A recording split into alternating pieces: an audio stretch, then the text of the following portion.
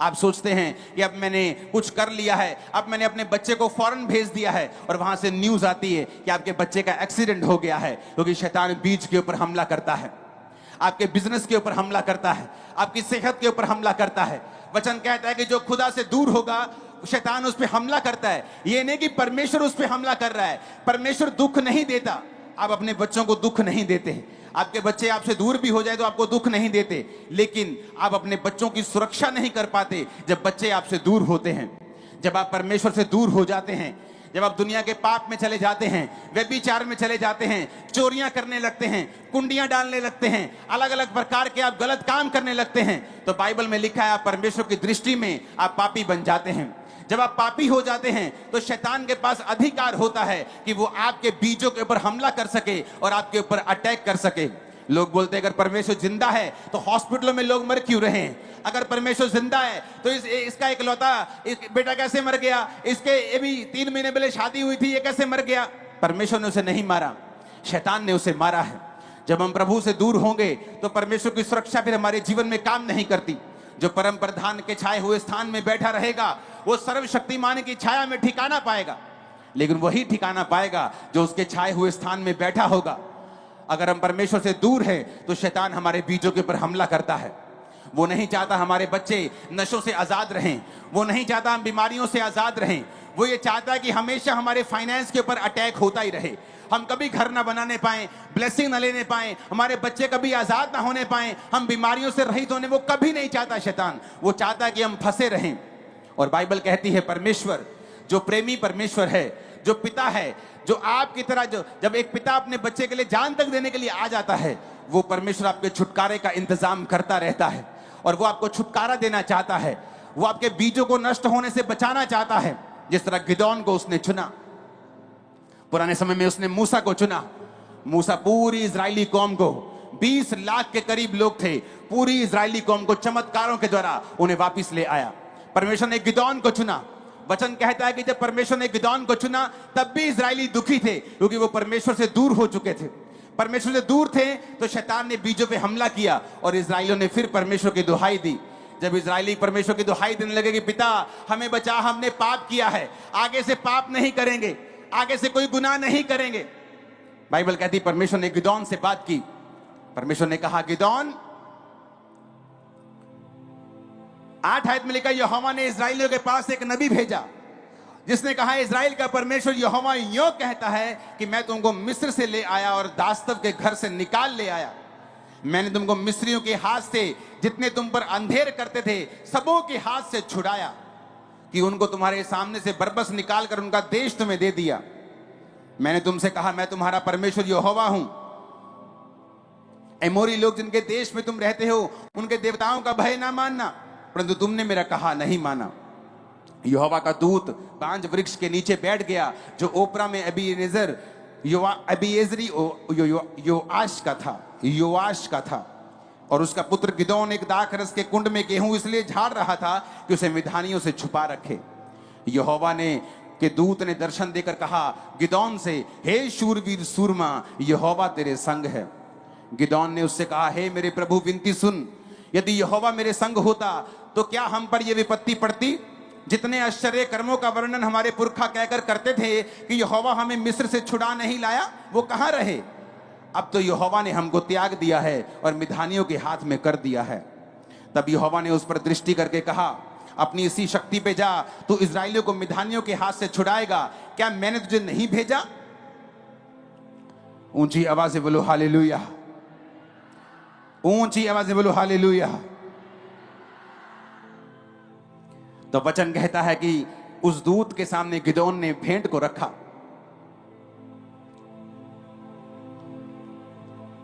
और उस भेंट को दूत ने छुआ और वो आग बन गई और उसके बाद दूत चला गया। 22 आयत में लिखा गिदोन ने जान लिया कि वह यहोवा का दूत था। तब गिदोन कहने लगा, हाय प्रभु यहोवा, मैंने तुमको यहोवा के दूत को साक्षात देख लिया है। यहोवा ने उससे कहा, तुझे शांति मिले, मत डर, तू ना मरेगा। तब गिदोन ने वहां यहोवा की एक वेदी बनाकर उसका नाम यहोवा शालोम रखा। वे आज के दिन तक एबीएजरियों के ओपरा में बनी हैं। ऊंची आवाज में बोलो हालेलुया। वचन कहता है कि इस्राएलियों ने जब परमेश्वर की दुहाई दी, परमेश्वर ने फिर एक व्यक्ति को भेजा, उसका नाम गिदौन था। जब परमेश्वर ने कहा, गिदौन, हे शूरवीर सुरमा, यहोवा तेरे संग है कि तू जाकर अब इस्राएलियों को मिधानियों के हाथ से छुड़ाएगा। और उसने पता क्या कहा? उसने कहा, मेरा कुल, मेरे सब परिवार में सबसे कंगाल है। कहता मैं सबसे छोटा हूं। हालेलुया। और उसने कहा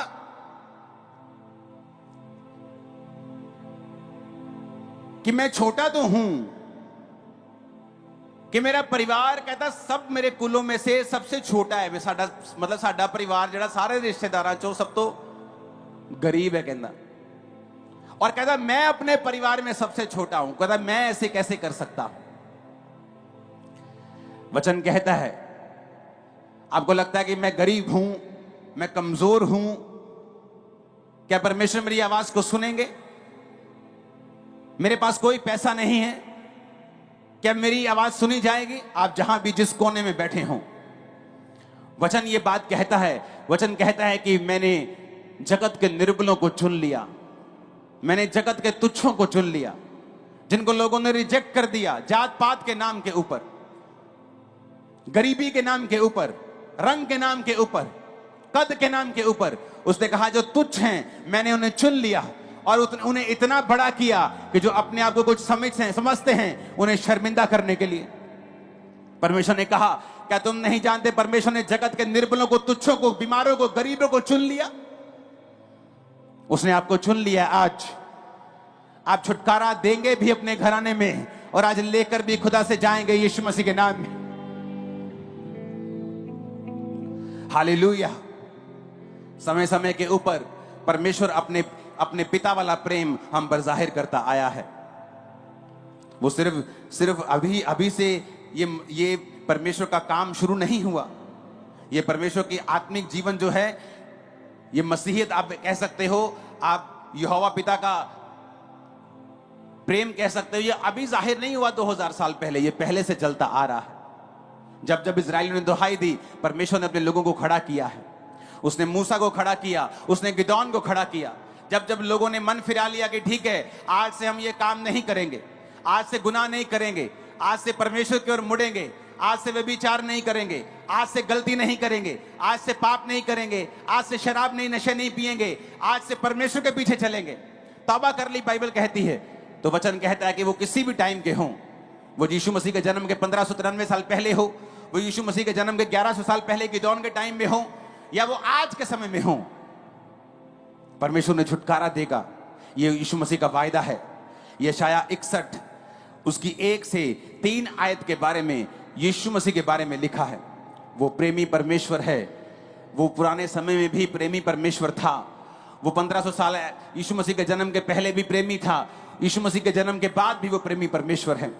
बाइबल कहती है यीशु मसीह के बारे में, यशाया 61 उसकी 1 से 3 आयत, यशाया की पुस्तक जो यीशु मसीह के जन्म के 700 साल पहले लिखी गई, उस नबी ने परमेश्वर के बारे में लिखा। उसने कहा, प्रभु यहोवा का आत्मा मुझ पे है, क्योंकि यहोवा ने सुसमाचार सुनाने के लिए मेरा अभिषेक किया। मुझे इसलिए भेजा कि मैं खेदित मन के लोगों को शांति दूं, बंदियों के लिए स्वतंत्रता का और कैदियों के लिए छुटकारे का प्रचार करूं। प्रभु यीशु मसीह ने कहा, जिस समय इजरायली दुहाई देते थे और वो राजा की बड़ी कैद में थे, दुखों में थे, जकड़न में थे, बॉन्डेज में थे, पेनफुल बॉन्डेज, एक ऐसा बंधन जो दर्दनाक है, तो परमेश्वर ने कहा मैंने मूसा को भेजा था। जब मिधानियों के वश में तुम पड़ गए और तुम्हारे बीजों को नाश किया जाने लगा, तो मैंने गिदौन को भेजा था। लेकिन वचन कहता है कि अंत के दिनों में वो सिर्फ इजरायलियों के छुटकारे के लिए काम नहीं करेगा, वो पूरे जगत के छुटकारे के लिए काम करेगा। इसलिए वचन कहता है कि प्रभु यीशु मसीह इसलिए जन्म उसने लिया कि अब्राहम की आशीष अन्य जातियों तक पहुंचे। क्या थी अब्राहम की आशीष? कि कोई दुश्मन तुम पे कब्जा नहीं कर सकता, कोई शैतान तुम पे कब्जा नहीं कर सकता। तुम परमेश्वर के लोग होंगे, तुम सर्वप्रथम होगे, तुम सिर होगे, तुम पूंछ नहीं होगे। अब परमेश्वर ने देखा वो समय आ चुका है कि अब ये छुटकारा सिर्फ इजरायली लोगों तक नहीं रहे, ये छुटकारा पूरे जगत तक जाए। और वचन कहता है इसीलिए प्रभु यीशु मसीह ने जन्म लिया। परमेश्वर पहले भी थे, लेकिन क्यों प्रभु यीशु मसीह ने जन्म लिया? एक नया धर्म बनाने के लिए नहीं, क्योंकि वो छुटकारा जो थोड़े लोगों के पास था, वो छुटकारा जो सिर्फ इजरायली लोगों को मिलता था जब वो परमेश्वर की दुहाई देते थे, अब वो छुटकारा परमेश्वर ने कहा मैं जगत के हर एक कोने तक, भजन संहिता में लिखा है, प्रकाशित वाक्य में लिखा है, अलग अलग जगह बाइबल में पढ़ेंगे कि स्वर्ग में एक बड़ी भीड़ खजूर की डालियों को लिए हुए, वाइट कपड़ों को डाले हुए, हर एक कुल, धरती की हर एक जाति, हर एक कुल में से, हर एक लोगों में से एक बड़ी भीड़ परमेश्वर के सामने होगी। यानी परमेश्वर बहुत से लोगों को छुटकारा देगा। जो कोई उसके नाम के ऊपर विश्वास करेगा, बहुत से लोगों को वो छुटकारा देगा। अब परमेश्वर ने ठान लिया कि अब ये छुटकारा सिर्फ इजराइलियों के पास नहीं होगा, अब मैं जगत के हर उस व्यक्ति को छुटकारा दूंगा, वो किसी भी धर्म, जात, रंग, रूप का क्यों ना हो। जो कोई प्रभु यीशु मसीह के ऊपर विश्वास करेगा, मैं उन्हें छुटकारा दूंगा। मैं उनके बीजों को बचाऊंगा। शैतान उनके बच्चों को नाश नहीं कर पाएगा, शैतान उनके शरीरों को नाश नहीं कर पाएगा, शैतान उनके जीवन को नाश नहीं कर पाएगा, उनके फाइनेंस को, उनके खेतों को नाश नहीं कर पाएगा। ये परमेश्वर का मकसद था। तो इसलिए वचन कहता है, यीशु मसीह ने कहा यहोवा का आत्मा मुझ पे है। किसके लिए? धर्म परिवर्तन करवाने के लिए, तुम्हारे पैसे छीनने के लिए। आप जितने पैसे यहां देंगे ना आज, उससे ज्यादा इस मीटिंग का खर्चा होगा। आज मुझे आपके पैसों की जरूरत नहीं है, मैं आपको यीशु मसीह देने के लिए आया हूं। वो परमेश्वर जो फ्री आता है लेकिन बहुत अनमोल है। आप 2 लाख, 5 लाख, 10 करोड़, 20, 50 करोड़, 100 करोड़ देके भी यीशु को खरीद नहीं पाएंगे आप, लेकिन वो फ्री आएगा आज आपके अंदर, क्योंकि वो आपका परमेश्वर है, वो आपका पिता है, वो प्रेमी पिता है। जिस तरह एक छोटी गिलहरी, एक छोटी चिड़िया अपने अंडों के लिए जान दे देती है, यीशु मसीह ने जान दे के बताया है कि वो आपसे प्रेम करता है। लोग बोलते हैं ये परमेश्वर हमें क्या बचाएगा जो अपने आप को बचा नहीं सका। तो मैं ये बताना चाहता हूं कि उसने जान दी। उसने कहा, राजा ने, तू अपने मुंह से कह दे प्रभु कि तू ऐसा कोई भी पाप तूने नहीं किया, क्योंकि तेरे खिलाफ कोई सबूत नहीं है। जीसस ने कहा, मैं अपनी मर्जी से अपने आप को तेरे हाथों में सौंपता हूं और तीसरे दिन अपनी मर्जी से अपनी जान को वापस लेकर जी उठूंगा। और वचन कहता है वो तीसरे दिन मुर्दों में से जी उठा। आज यीशु को क्रूस पर देखना बंद कर दीजिए। वो क्रूस पे नहीं है, वो पिता के दाहिने हाथ स्वर्ग में है। अगर आत्मिक आंखों से देखोगे, वो स्वर्ग खुला हुआ देखोगे और जीसस को पिता के दाहिने हाथ बैठा हुआ देखोगे। वो सर्वशक्तिमान परमेश्वर, क्रूस पे मरा हुआ परमेश्वर नहीं है, वो जिंदा परमेश्वर जो आज लंगड़ों को चलाएगा और अंधों को आंखें देगा। Church, hallelujah. यीशु मसीह ने कहा, अब मेरी आशीष, अब मेरा छुटकारा सिर्फ इजराइलियों तक सीमित नहीं होगा, मैं सारी कौम को, सारी दुनिया को, मैं सब पंजाबियों को, सब हरियाणियों को, सब इंडियंस को, सब पाकिस्तानियों को, सब तुर्की वालों को, सब इंग्लैंड वालों को, मैं सारी दुनिया को अब छुड़ाऊंगा जो कोई मेरे नाम के ऊपर विश्वास करेगा। हालेलुया। उसने कहा कि मैं बंदियों के लिए स्वतंत्रता का, कैदियों के लिए छुटकारे का प्रचार करूं। कुछ लोग कैदी हैं अपने विचारों के, उन्हें डर लगता है, डर की वजह से बहुत काम नहीं कर पाते, फियर स्पिरिट है उनके अंदर, डिप्रेशन का आत्मा काम करता है। कैदी हैं क्योंकि शैतान ने कैद किया हुआ है, एक लेवल से ऊपर नहीं जा सकते। बाप गरीब, दादाजी गरीब, परदादा गरीब, वो भी गरीब, एक लेवल से ऊपर जाता तो अटैक हो जाते घर पे। माँ अच्छी भली है, पढ़ी लिखी है, वेरी नाइस वुमेन, डाइवोर्स, उसकी मम्मी भी डाइवोर्स, बेटी भी डाइवोर्स, क्योंकि शैतान नहीं चाहता आप छूटें। ये कर्स है। आप देखेंगे कई बार एक आपसे कहीं कहीं छोटे, कहीं कम लेवल के अच्छे लोगों को अच्छे पार्टनर्स मिले होते हैं, लेकिन कुछ लोग संघर्ष करते हैं क्योंकि वो शैतान की जकड़न है। जो कुछ नेचुरल नहीं है, जो बीमारी मेडिकल साइंस ठीक कर दे, नो प्रॉब्लम, लेकिन जब मेडिकल साइंस काम नहीं कर पाती, उसके पीछे शैतान का हाथ होता है। और यीशु मसीह ने क्या कहा? यीशु मसीह ने कहा, मैं बंदियों के लिए स्वतंत्रता का और कैदियों के लिए छुटकारे का प्रचार करने के लिए आया हूं।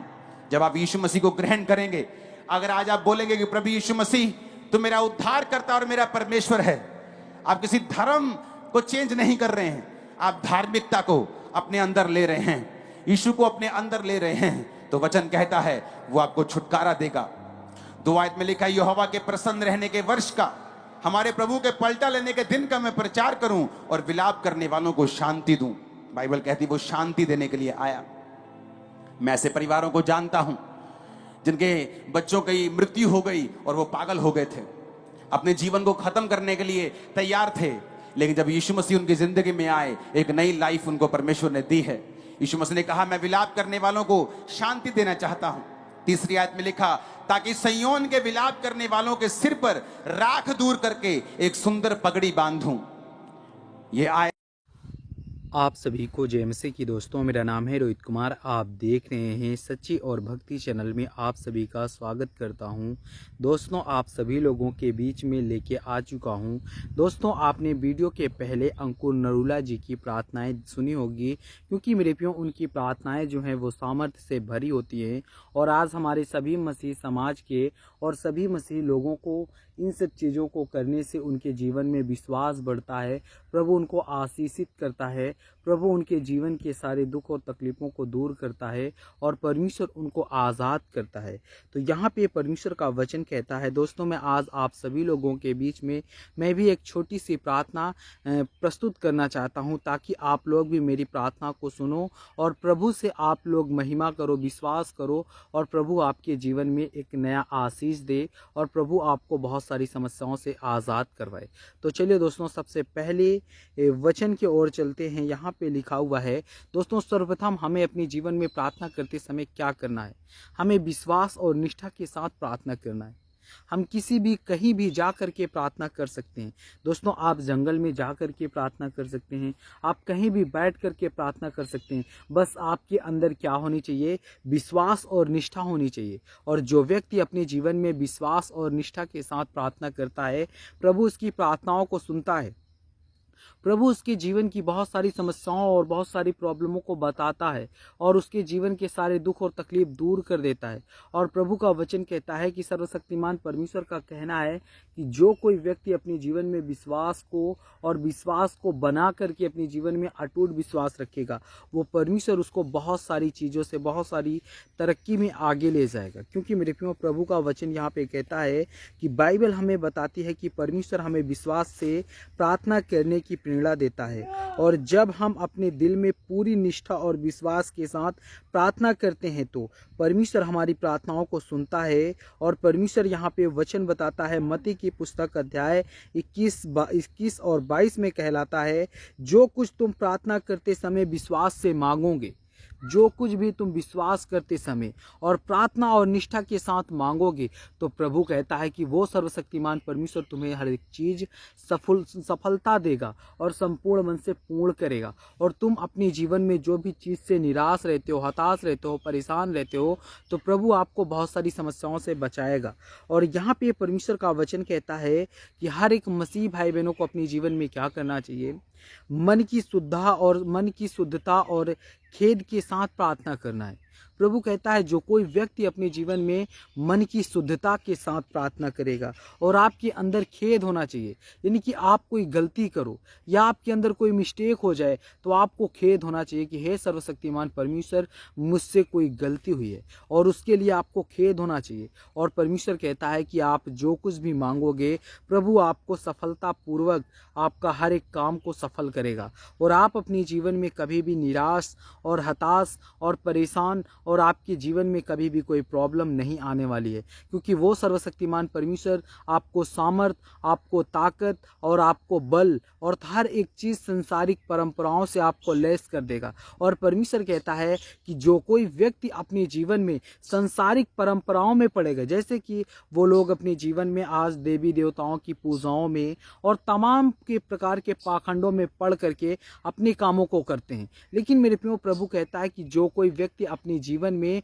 प्रभु के वचन पे अपने जीवन को व्यतीत करके अपने कामों को करता है, तो प्रभु कहता है कि वो सर्वशक्तिमान परमेश्वर तुम्हें आज़ाद करेगा, तुम्हारे जीवन के सारे बंधनों को तोड़ेगा और तुम्हें गुलामी से आज़ाद करवाएगा। इसलिए मेरे जितने मसीह भाई बहन हैं, मैं आप सभी लोगों से कहना चाहता हूँ कि जो कोई व्यक्ति अपने जीवन में विश्वास रखेगा, जो कोई व्यक्ति अपने जीवन में प्रभु के वचन के तहत चलेगा और जो कोई व्यक्ति अपने जीवन में परमेश्वर के बताए हुए मार्ग पे अपने जीवन को व्यतीत करेगा, प्रभु कहता है उसको सब चीज़ परमेश्वर संपूर्ण मन से पूर्ण कर देगा, उसको कभी भी कोई चीज़ की कमी नहीं रहेगी। और यहाँ पे परमेश्वर का वचन कहता है, भजन संहिता अध्याय 66 से 18 में लिखा हुआ है, यदि मैंने अपने मन में किसी दोष को पाला होता तो प्रभु नहीं सुनते। परमेश्वर यहाँ पे कहता है, इसका अर्थ यह है कि हमें अपने दिल को शुद्ध रखना चाहिए और अगर कोई पाप हो तो उसका पश्चाताप करना चाहिए। यहाँ पे प्रभु का वचन कहता है इस बात को, प्रभु कहता है कि जो कोई व्यक्ति अपने जीवन में परमेश्वर कहता है कि यहाँ पे परमेश्वर इस बात को कहता है कि यदि मैंने अपने मन में कोई दोष पाल रखा है, यानी कि मान लो कि मैं हूँ और मैंने अपने जीवन में कोई दोष पाल रखा है, यानी कि मेरे हृदय में कोई बात है और मैं उस हृदय के थ्रू मेरे मन में ये बात आती है प्रार्थना करते समय, तो हमें कहना है कि हे सर्वशक्तिमान परमेश्वर, अगर मैंने अपने दिलों में अपने अंदर मैंने किसी के प्रति दोष पाल रखा है तो उस दोष से तू मुझे आज़ाद करवा। मेरे ज़िंदगी के, मेरे जीवन के हर एक दुख और तकलीफ को, हर एक प्रॉब्लम को आज़ाद कर परमेश्वर। वो सर्वशक्तिमान परमेश्वर आपको आज़ाद करेगा, आपके जीवन से सारे दुख और तकलीफ़ों को दूर करेगा। और जितने मेरे मसीह भाई बहन हैं, मैं आप सभी लोगों से इस बात को कहता हूँ कि आप लोग अपने जीवन में विश्वास रखना सीखो, प्रभु के वचन के तहत अपने जीवन को व्यतीत करना सीखो। प्रभु कहता है कि आपको बहुत सारी समस्याओं से वो आज़ाद करवाएगा, जल्दी से आपके जीवन की हर एक मनोकामना को पूर्ण करेगा। इसलिए मेरे प्रियो, मैं आपसे कहना चाहता हूं कि आप लोग अंकुर नरूला की सामर्थ्य से भरी प्रार्थनाओं को सुनो और प्रभु आपको बहुत सारी समस्याओं से आज़ाद करवाएगा। जितने मेरे मसीह भाई बहन हैं, आप सभी को जय मसीह की दोस्तों। God bless you all of you, आमीन। नेक्स्ट वीडियो मिलता हूं दोस्तों।